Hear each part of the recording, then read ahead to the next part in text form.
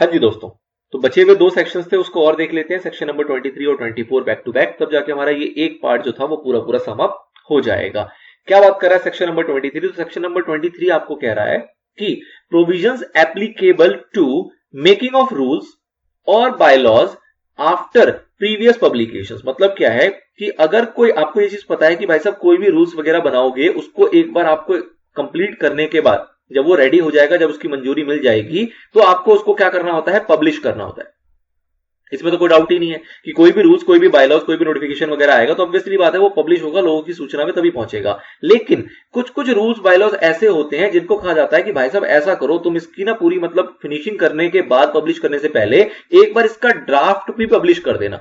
एक बार जब ये तैयार हो जाए तुम्हारे हिसाब से, जो भी अथॉरिटी है उसके हिसाब से, तो जो इसका ड्राफ्ट होगा ना उसको भी पब्लिश कर देना और कुछ कुछ लोगों को दिखा देना, कुछ कुछ उससे रिलेटेड कंसर्न अथॉरिटी होगी उससे साझा कर लेना, और उसके बाद उनके क्या राय विचार होंगे उसके बाद ही फाइनल करना इस रूल को, और फिर जाके पब्लिश करना कहां पे, ऑफिशियल गैजेट के अंदर। तो आपको पता है कि रूल्स नोटिफिकेशन ऑफिशियल गैजेट में आते हैं, लेकिन कई रूल्स, कई बायलॉज ऐसे होते हैं जिनको कहा जाता है कि उसको फाइनल पब्लिकेशन से पहले एक बार प्रीवियस पब्लिकेशन भी कर लेना, एक तरीके से ड्राफ्ट फॉर्म में, और जो भी उससे कंसर्न्ड जुड़े हुए व्यक्ति हैं, अथॉरिटीज हैं, उनसे साझा कर लेना, और उनके कोई अगर सुझाव होंगे, कोई ऑब्जेक्शंस वगैरह होंगे, तो उसको भी इनकॉर्पोरेट करते हुए फिर एक फाइनल आप पब्लिकेशन जारी कर दोगे अपने ऑफिशियल गैजेट के अंदर। तो ये चीज बात करता है सेक्शन नंबर 23।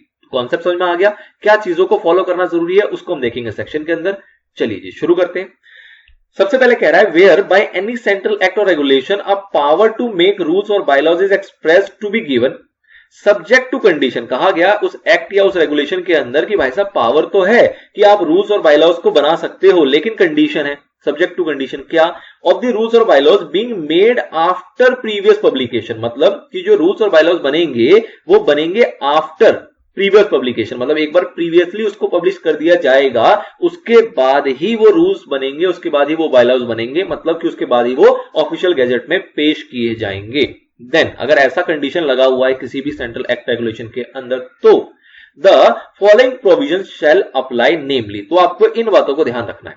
तो पहली बात तो ये हो गई कि अगर किसी सेंट्रल एक्ट में ऐसी कोई बात ही नहीं है तो उस पर सेक्शन नंबर 23 एप्लीकेबल ही नहीं होगा। सेक्शन नंबर 23 उन्हीं सेंट्रल एक्ट पे एप्लीकेबल होंगे जहां पे रूल्स बनाने की पावर दे दी गई, लेकिन साथ में ये भी कह दिया गया कि भाई साहब रूल बनाने को मतलब कंप्लीट करने से, अपना प्रोसीजर जो है वो कंप्लीट करने से पहले उसको एक बार पब्लिश कर देना, जिसको हम कहते हैं कि ड्राफ्ट उसका एक पब्लिश कर देना, और जो भी रिलेटेड पर्सन होंगे, जो भी उससे कंसर्न अफेक्टेड पर्सन होंगे, उन सभी से साझा कर लेना, और उनके जो भी सलाह विचार होंगे उसको भी आप इनकॉर्पोरेट करके आगे बढ़ना।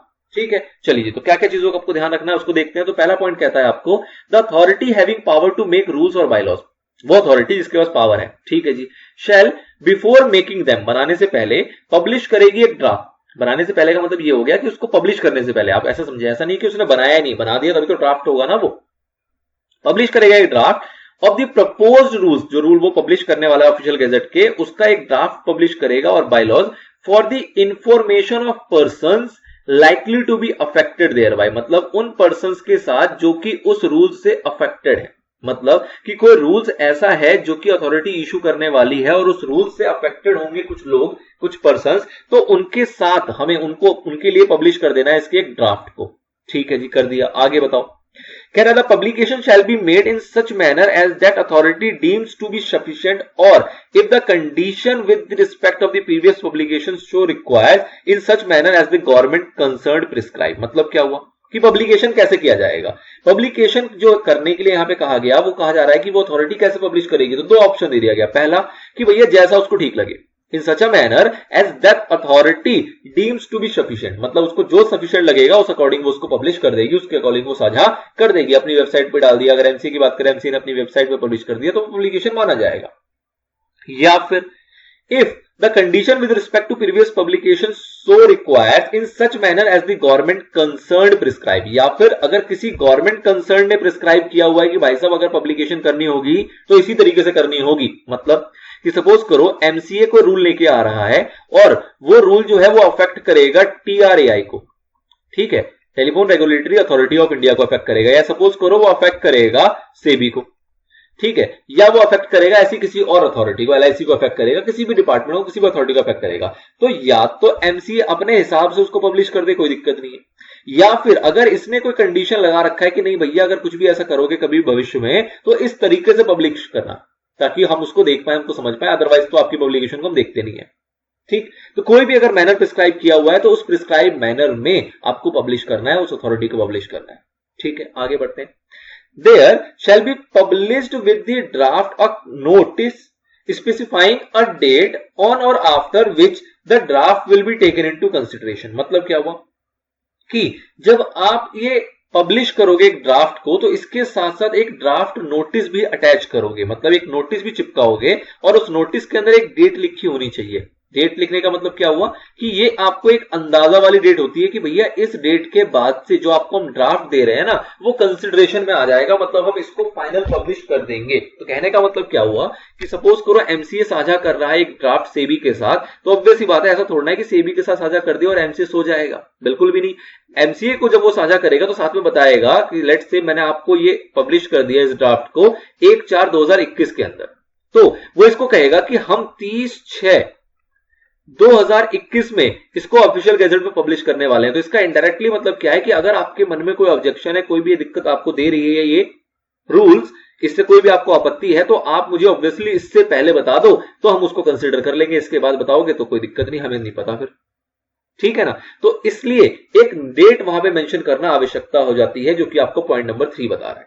आगे देखते हैं। The authority having power to make the rules or bylaws and where the rules or bylaws are to be made with the sanction approval concurrence of another authority। मतलब कि एक अथॉरिटी के पास पावर है रूल बनाने की, लेकिन वो rule तभी बनाएगी जब सैंक्शन आएगी दूसरी अथॉरिटी की, लाइक सेबी, ट्राई और कोई और अथॉरिटी हो सकती है। Okay, that authority also shall consider any objection और सजेशन। मतलब कि इस सिचुएशन में ये जो अथॉरिटी है सेबी, ये अपना ऑब्जेक्शन भी दे सकती है और अपना सजेशन भी दे सकती है। मतलब वो रोक सकती है कि नहीं तुमने जो ये प्रोविजन यहाँ पे ऐड किया है वो नहीं होना चाहिए, गलत है, या फिर उसको अगर कोई सजेशन देना है कि नहीं जी तुमने जो प्रोविजन ऐड किया है इसको इस तरीके से और अच्छा किया जा सकता है। तो कहने का मतलब क्या हुआ कि वो जो अथॉरिटी होगी वो अपना ऑब्जेक्शन भी दे सकती है और अपना कोई सजेशन भी दे सकती है, which may be received by the authority having power to make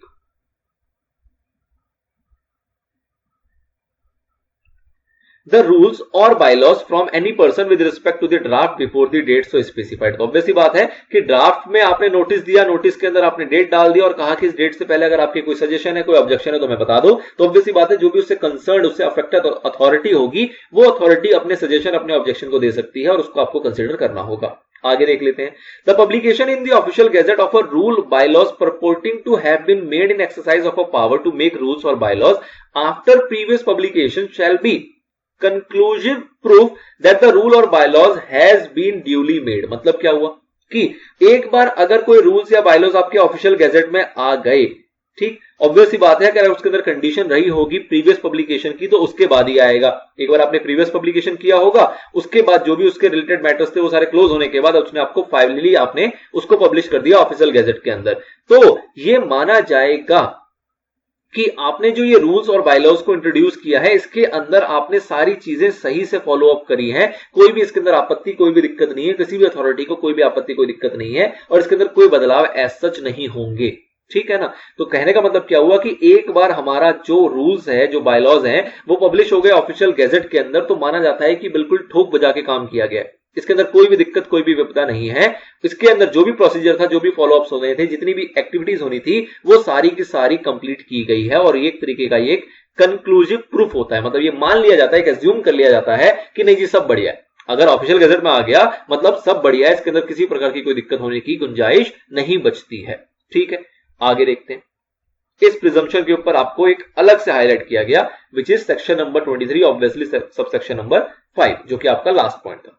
क्या कहा गया, कह रहे हैं कि section number 23 subsection number 5 raises a conclusive presumption. Obviously बात है प्रिजम्पशन है, ऑफिशियल गैजेट में आ गया तो आप मान के बैठे सब कुछ बढ़िया ही हुआ होगा, ये एक प्रिजम्पशन ही तो है और गलती होने की संभावना है तो तब भी हो सकती है। तो हमने देखा है कि उस केस में अमेंडमेंट भी किया जा सकता है, क्योंकि जिसने इशू किया है वो उसको अमेंड भी कर सकता है। ठीक है ना, बट एक कंक्लूसिव प्रिजम्पशन होती है that after the publication of the rules in the official gazette it is to be inferred, मान लिया जाता है that the procedure for making the rules had been followed. मतलब जो भी प्रोसीजर था इस रूल्स को बनाने के लिए वो प्रॉपरली फॉलो किया गया है। Any irregularities in the publication of the draft can not therefore be question. मतलब कि अगर कोई कहता है कि भाई साहब ड्राफ्ट के अंदर कोई कमी है, ड्राफ्ट के अंदर कोई कमी थी और वो बता रहा है कब, जब हमने ऑफिशियल गैजेट में पब्लिश कर दिया तो क्या उसके ऊपर कोई ध्यान दिया जाएगा? बिल्कुल भी नहीं। मतलब क्या हुआ कि किसी भी प्रकार की अगर इररेगुलरिटी कोई हुई भी होगी पीछे तो उसके ऊपर कोई सवाल नहीं उठा सकता है एक बार जब वो पब्लिश हो गया हमारा ऑफिशियल गैजेट के अंदर। ठीक है, आगे देखते हैं। It is also open to the authority publishing the draft and entitled to make the rules to make suitable changes in the draft before finalizing them। obvious सी बात है कि जिस अथॉरिटी ने इसको ड्राफ्ट की फॉर्म में पब्लिश किया था उसको एट द एंड फाइनलाइज करने के पहले वो चाहे तो चेंजेस कर सकती है। अगर उसको खुद ही कुछ आ गया, सपोज करो कुछ भूले भटके बैठे थे, उनको कुछ याद आ गया तो चेंजेस कर सकते हैं, या फिर जो भी कंसर्न अथॉरिटीज होगी उसने कोई सजेशन या ऑब्जेक्शन दे दिया और उनको लगता है, जो हमारी एक्चुअल अथॉरिटी है जो इश्यू करने का जिसका पावर है, उसको लगता है कि हाँ ये जो सजेशन है या ये जो ऑब्जेक्शन है इसको मानने अनिवार्य है, तो ऑब्वियसली बात है उसके हिसाब से वो सुटेबल चेंजेस कर सकती है। ठीक, it is not necessary for that authority to republish the rules in the amended form before their final issue so long as the changes made are ancillary to the earlier draft and cannot be regarded as foreign to the subject matter thereof। मतलब क्या हुआ इसका कि suppose करो MCA ने पहले एक draft issue किया, ड्राफ्ट इशू करके दिया लेट्स से सेबी को, ठीक है ना, सेबी ने अपने सजेशन दे दिया एमसीए को, एमसीए ने उसको अमेंड कर दिया, ड्राफ्ट को, जो अपना ड्राफ्ट था उसको फाइनली अमेंड कर दिया, और जो भी इसमें अमेंडमेंट हुई है वो बहुत मेजर नहीं है, बहुत एंसिलरी है। बहुत एंसिलरी मतलब बहुत ही छोटे मोटे पार्ट की कुछ इसने अमेंडमेंट दी थी, कुछ इसने इसको बताया था, कुछ इसके अंदर हरकतें बताई थी, कुछ ऑब्जेक्शंस बताई थी, उसको एमसीए ने अमेंड कर दिया। और अमेंड करने के बाद कहा जा रहा है कि ऐसा नहीं है कि इसको ये दोबारा भेजेगी सेबी के पास, लो भैया दोबारा चेक कर लो, ना जी ना, एक बार तुम्हें भेज दिया, तुमने जो अपनी आपत्ति थी वो बता दी, हमने उस आपत्ति के ऊपर गौर फरमाया और हमें उनमें से जो जो ठीक करने के लायक लगा उसको हमने अमेंडमेंट कर दिया। And if they are ancillary मतलब उससे ऐसा ना हुआ हो कि पूरा कॉन्सेप्ट ही बदल गया हो, अगर ऐसा नहीं हुआ है, बहुत एंसिलरी नेचर का है, तो उस केस में एमसीए जो होगा वो उसको दोबारा साझा नहीं करेगा अमेंडेड फॉर्म को किसी भी अथॉरिटी के साथ, या फिर उसको ड्राफ्ट के फॉर्म में पब्लिश नहीं करेगा, बिल्कुल भी नहीं करेगा। वो सीधा सीधा अमेंडमेंट करने के बाद उसको फाइनली ऑफिशियल गैजेट के अंदर डाल देगा। ठीक है, तो ये क्लैरिटी आपको और दे दी गई। तो ये कुल मिला के आपका सेक्शन नंबर 23 यहां पे हर एंगल से आपका समाप्त हो जाता है। चलिए जी, समझ में आ गया होगा। एज सच मेरे हिसाब से कोई ज्यादा मारामारी है नहीं। लास्ट सेक्शन और कवर करते हैं फटाफट से, सेक्शन नंबर 24। इसमें भी आपको ध्यान लगाना पड़ेगा और ध्यान की पूरी पूरी आवश्यकता है। इस सेक्शन के अंदर क्या कह रहा है? कह रहा है continuation of orders etc issued under enactment repealed and re enacted. इसको पहले एक शॉर्ट में मैं आपको समझा दूं, क्योंकि इसकी जो लैंग्वेज है वो थोड़ी सी अच्छी है, तो इसलिए इसको और अच्छा करने के लिए पहले इसका एक ब्रीफ समझ लेते हैं कि कहना क्या चाह रहा है ये पॉइंट। कह रहा है कि ऑर्डर्स रूल्स वगैरह जो है वो कंटिन्यूएशन में रहेंगे, issued under enactment repealed and re enacted. Let's say कि एक एक्ट आया, आपको रिपील का मतलब पता है, सेक्शन नंबर 6 से बहुत ज्यादा हद तक जुड़ा हुआ है, ठीक है ना। आपने सेक्शन नंबर 6 के अंदर देखा था कि किसी भी एक्ट और रेगुलेशन को रिपील किया जा सकता है, लेकिन उसके अंदर आपने देखा था कि किसी भी रूल्स को रिपील नहीं किया जा सकता, उसको रिपील नहीं किया जा सकता, मतलब उसको जड़ से खत्म नहीं किया जा सकता है। अब उसको और गहराई में समझो सेक्शन नंबर 24 के अंदर। लेट्स से एक एक्ट आया, लेट्स से एक एक्ट आया और उस एक्ट से रिलेटेड एक रूल आया, ये एक्ट इशू हुआ और इस एक्ट को ही क्लियर करने के लिए कोई रूल्स या कोई ऑर्डर्स वगैरह इशू हुए। कुछ टाइम के बाद ये जो एक्ट था इसको हमारा रिपील कर दिया गया, ठीक है ना, इस एक्ट को रिपील कर दिया गया। अब अगर इस एक्ट को रिपील कर दिया जाएगा तो क्या ये जो रूल्स थे ये रिपील हो जाएंगे? तो हमने सेक्शन नंबर 6 में देखा कि ये रिपील नहीं होगा। मतलब क्या हुआ कि कोई भी अगर ऑर्डर्स या कोई भी रूल्स हैं तो वो माना जाएगा कि अभी भी कंटिन्यू करेगा, अनलेस अदरवाइज वहां चीख चीख के कहा जाए कि नहीं जी ये रूल भी अब खत्म हुआ।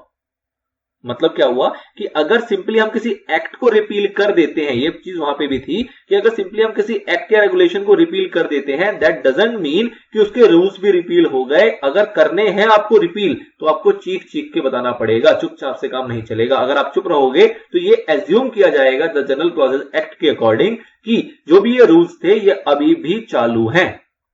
नंबर 1। नंबर 2 कि अगर सपोज करो एक एक्ट था उसको रिपील नहीं किया गया, उसी एक्ट के अंदर बदलाव कर दिया गया, उस एक्ट को री इनैक्ट कर दिया गया, ठीक है जी, ऐसा भी देखा था हमने। ये एक एक्ट था, इसके अंदर बदलाव करके इसको री इनैक्ट कर दिया गया, तो क्या होगा? या तो इस री इनैक्टेड एक्ट के अंदर कुछ उन्हीं मुद्दों पे बात होगी, उन्हीं मुद्दों पे नए रूल्स वगैरह बनाए जाएंगे जो कि इससे रिलेटेड है।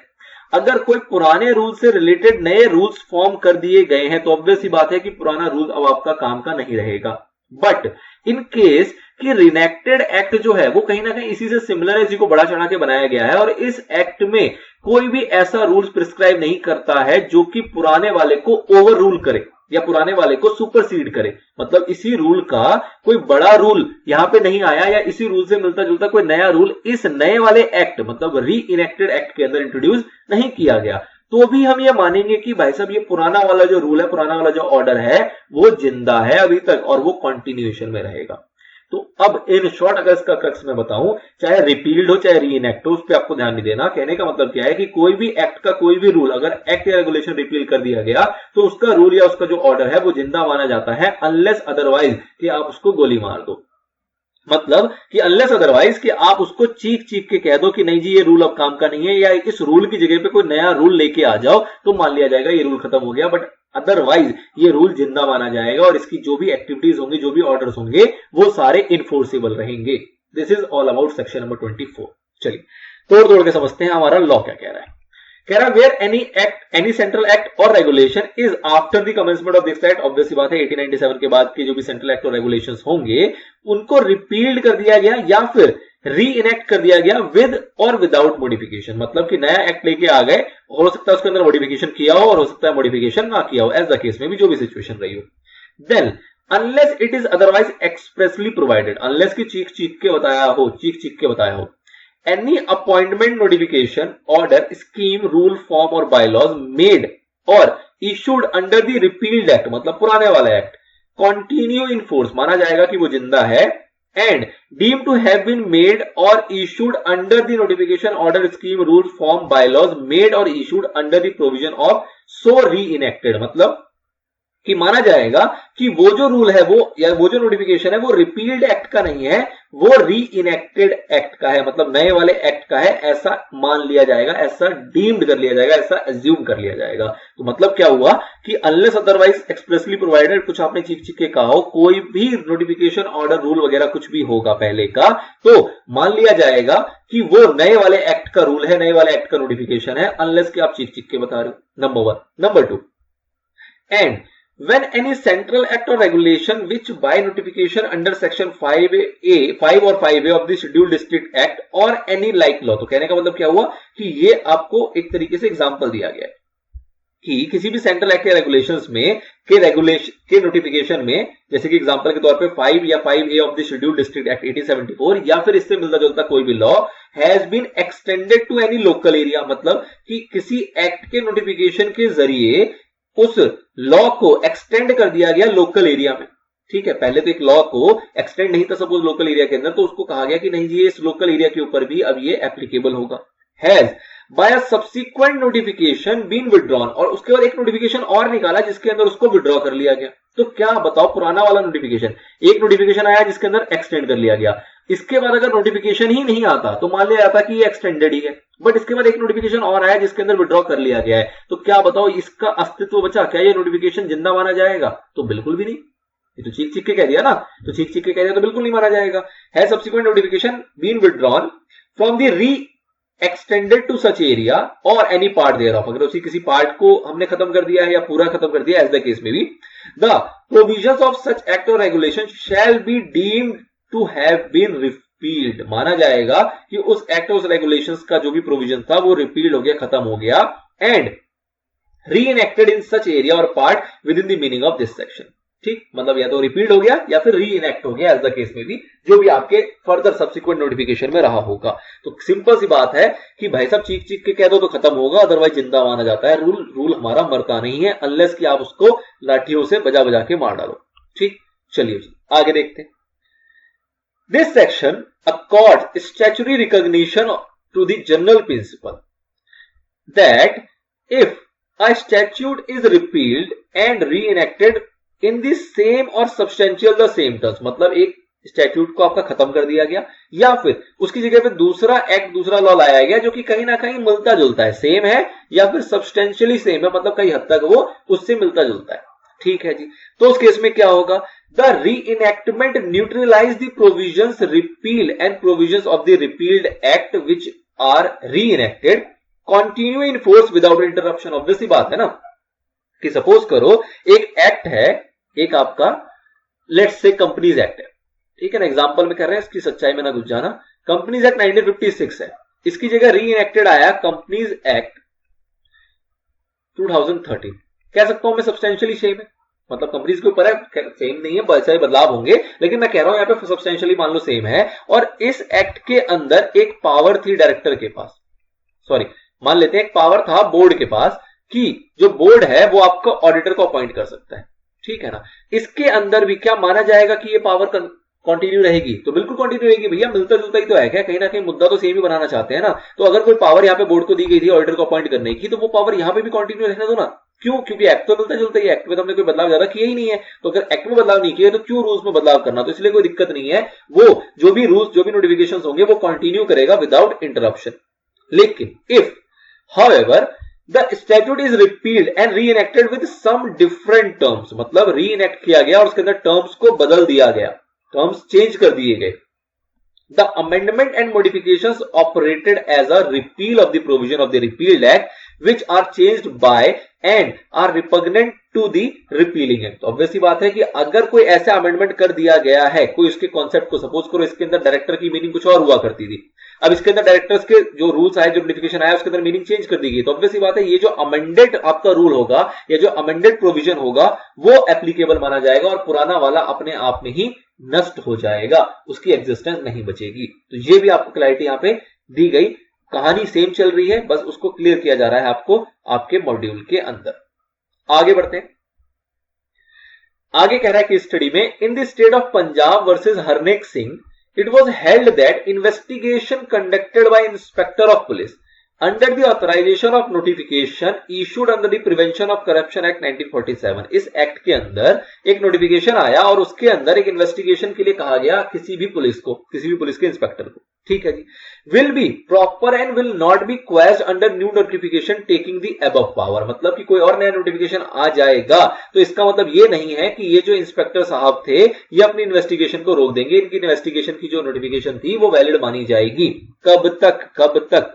till the aforesaid notification is specially superseded or withdrawn or modified under the new notification। नया नोटिफिकेशन आया और उसके अंदर चीख के उसको सुपरसीड कर दिया गया, उसके अंदर बदलाव कर दिया गया, उसको विड्रॉ कर लिया गया या कोई और छेड़खानी कर दी गई, तो ऑब्वियसली माना जाएगा कि ये इन्वेस्टिगेशन अब आपका समाप्त हो गया या इसकी पावर अब आपके पास नहीं रही। पर चीख के ऐसा करना जरूरी है, अदरवाइज आप साइलेंट अगर रहते हो तो माना जाएगा कि वो अभी भी कंटिन्यूएशन में है। ये चीज आपने पीछे समझी। आगे देखते हैं, The Mines Act of 1923 was repealed and replaced by the Mines Act of 1952। बहुत अच्छे, एक एक्ट पहले Mines Act 1923 था, इसको रिपील्ड कर दिया गया और रिप्लेस कर दिया गया अगले एक्ट से 1952 वाले से। Rules made under the repealed act must be deemed to be continue in force by virtue of this section until superseded, मतलब कि एक्ट तो सेम ही है ना, तो कहीं ना कहीं आप कह सकते हो कि सब्सटेंशियली सेम है या सेम होगा। तो उस केस में कहा गया कि भैया अगर कोई रूल्स होंगे रिपील्ड एक्ट के तो माना जाएगा कि वो रूल्स आपका कंटिन्यू रहेगा, उसके अंदर कोई दिक्कत नहीं है। लेकिन कब तक? जब तक कि कोई और नोटिफिकेशन ना आ जाए, कोई और रूल ना निकल जाए और वो रूल उसको सुपरसीड ना कर रहा हो। पुराने रूल में कुछ लिखा हो, नए रूल में कुछ लिखा होगा और वो सेम बातों से रिलेटेड होगा, तो ऑब्वियस सी बात है आप नए रूल को मानोगे, पुराने रूल को नहीं मानोगे। ठीक है जी, आगे देखते हैं। Where an act is repealed and re-enacted, the fact that the repealed act stated that rules made under that act shall have effect as if enacted in the act does not mean that the rules automatically disappear with the repeal of the act। Simple सी बात है कि भैया कोई पुराने act के अंदर अगर कोई रूल्स वगैरह को बनाया गया था और नया एक्ट ये अगर एज्यूम करके नहीं बैठा कि भैया वो अपने आप ही छू मंतर हो जाएगा, तो ऑब्वियस सी बात है वो अपने आप तो छू मंतर होगा नहीं, आपको उसके लिए स्पेशली नोटिफाई करना पड़ेगा कि उसको आप बंद करना चाह रहे हो। Under which they are made and that there is no room for the application of this section, मतलब पुराना अगर कुछ है उसकी एप्लीकेशन के लिए आप कोई जगह नहीं बचती है, उस रूल उसकी कोई वैल्यू नहीं है आज के टाइम पे, वो इन्फोर्सेबल नहीं है, उसकी कोई एप्लीकेबिलिटी नहीं है या उसकी जरूरत नहीं है। कुछ भी अगर ऐसा आपको लगता है तो आपको चीख के कहना पड़ेगा, आप चुपचाप रहोगे तो वो नहीं माना जाएगा कि वो खत्म हो गया, वो रिपील्ड हो गया। तो बहुत अच्छी बात है, आपको ये चीज 6 वाले सेक्शन से कनेक्टेड समझ में आ रही होगी। वहां पे आपने एक्ट और रेगुलेशन का रिपील देखा था, यहां पे आपने रूल्स का रिपील देखा है। तो एक्ट या रेगुलेशन को अगर रिपील कर दिया जाता है तो आपको ध्यान रखना है कि रूल रिपील नहीं होता, रूल आपका जिंदा रहता है अनलेस अदरवाइज की चीख के उसको रिपील किया जाए। ठीक, चलिए जी, तो this is all about till section number 24। अब इसके आगे के जो सेक्शन है वो आपका मिसलेनियस पार्ट रह जाता है, मिसलेनियस है, दैट डजंट मीन कि वो इंपॉर्टेंट नहीं है। इसके अंदर काफी सारी अच्छे पॉइंट्स को कवर किया गया है जो कि हम देखेंगे सेक्शन नंबर 25 से लेकर सेक्शन 30 में, ऑब्वियसली इन नेक्स्ट पार्ट। तब तक के लिए good bye and good luck.